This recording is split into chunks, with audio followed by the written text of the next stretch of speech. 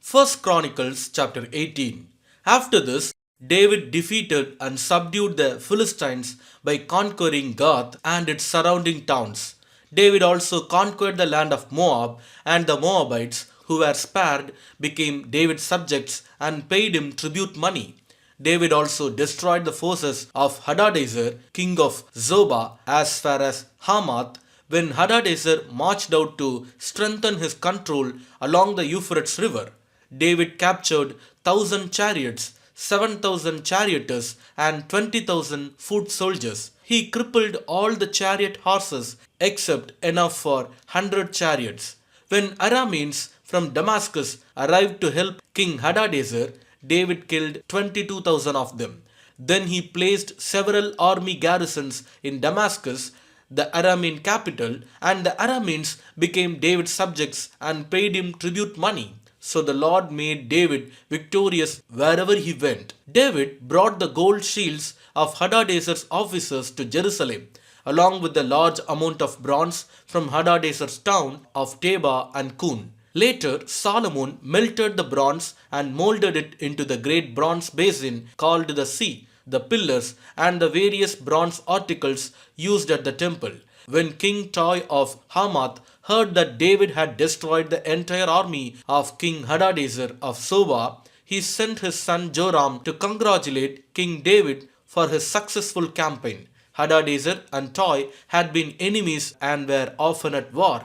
Joram presented David with many gifts of gold, silver, and bronze. King David dedicated all these gifts to the Lord along with the silver and gold he had taken from the other nations from Edom, Moab, Ammon, Philistia, and Amalek.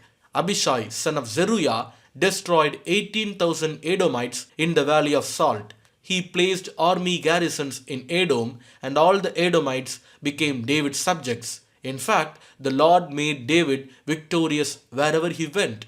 So David reigned over all Israel and did what was just and right for all his people. Joab, son of Zeruiah, was commander of the army. Jehoshaphat, son of Ahilud, was the royal historian.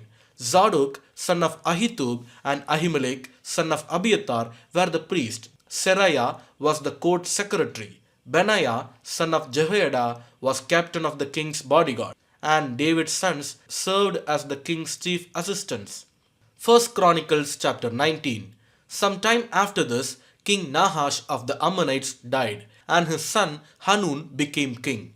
David said, I am going to show loyalty to Hanun because his father Nahash was always loyal to me. So David sent messengers to express sympathy to Hanun about his father's death. But when David's ambassadors arrived in the land of Ammon, the Ammonite commanders said to Hanun, Do you really think these men are coming here to honor your father?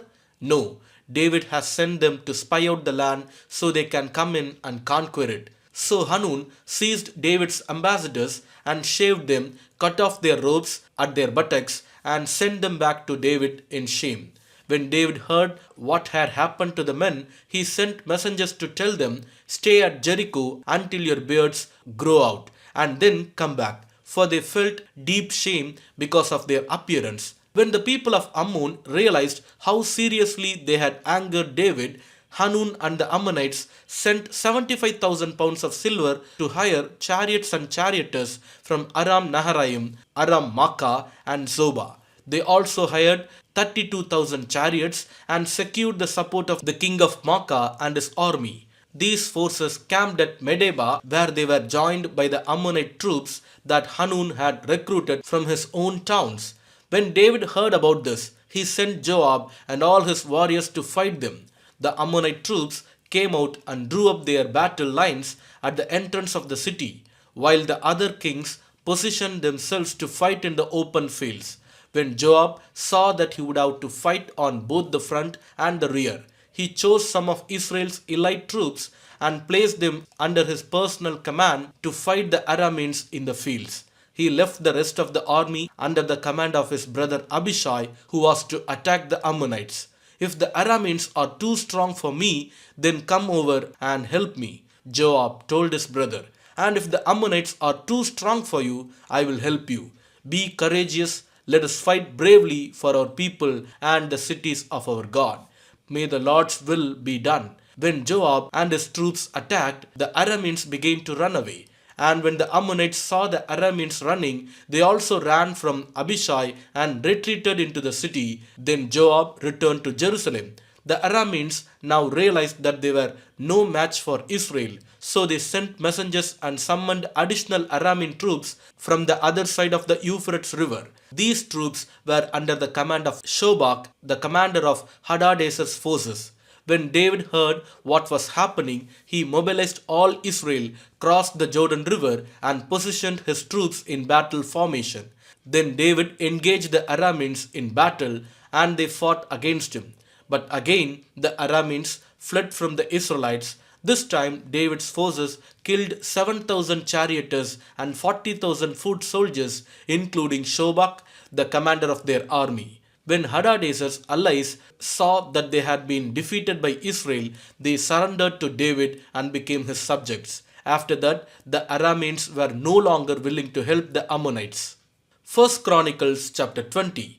In the spring of the year, when kings normally go out to war, Joab led the Israelite army in successful attacks against the land of the Ammonites. In the process, he laid siege to the city of Rabbah, attacking and destroying it. However, David stayed behind in Jerusalem. Then David went to Rabbah and removed the crown from the king's head, and it was placed on his own head. The crown was made of gold and set with gems, and he found that it weighed 75 pounds. David took a vast amount of plunder from the city. He also made slaves of the people of Rabbah and forced them to labor with saws, iron picks, and iron axes. That is how David dealt with the people of all the Ammonite towns. Then David and all the army returned to Jerusalem. After this, war broke out with the Philistines at Gezer. As they fought, Sibbecai from Husha killed Saph, a descendant of the giants, and so the Philistines were subdued. During another battle with the Philistines, Elhanan, son of Jair, killed Lami, the brother of Goliath of Gath. The handle of Lami's spear was as thick as a weaver's beam. In another battle with the Philistines at Gath, they encountered a huge man with 6 fingers on each hand and 6 toes on each foot, 24 in all, who was also a descendant of the giants. But when he defied and taunted Israel, he was killed by Jonathan, the son of David's brother Shimea. These Philistines were descendants of the giants of Gath, but David and his warriors killed them. Song of Songs, chapter 2. I am the spring crocus blooming on the Sharon plain, the lily of the valley.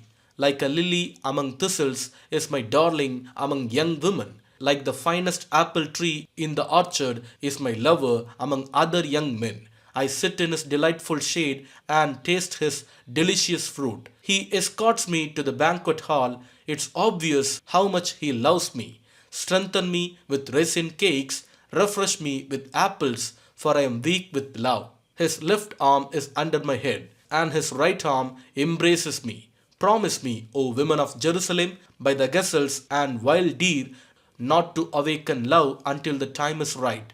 Ah, I hear my lover coming. He is leaping over the mountains, bounding over the hills. My lover is like a swift gazelle or a young stag. Look, there he is behind the wall, looking through the window, peering into the room. My lover said to me, Rise up, my darling, come away with me, my fair one. Look, the winter is past, and the rains are over and gone. The flowers are springing up. The season of singing birds has come, and the cooing of turtle doves fills the air. The fig trees are forming young fruit, and the fragrant grape vines are blossoming. Rise up, my darling, come away with me. My fair one, my dove is hiding behind the rocks, behind an outcrop on the cliff. Let me see your face. Let me hear your voice, for your voice is pleasant and your face is lovely. Catch all the foxes, those little foxes, before they ruin the vineyard of love, for the grape vines are blossoming. My lover is mine, and I am his. He browses among the lilies. Before the dawn breezes blow and the night shadows flee, return to me, my love, like a gazelle or a young stag on the rugged mountains. Amen.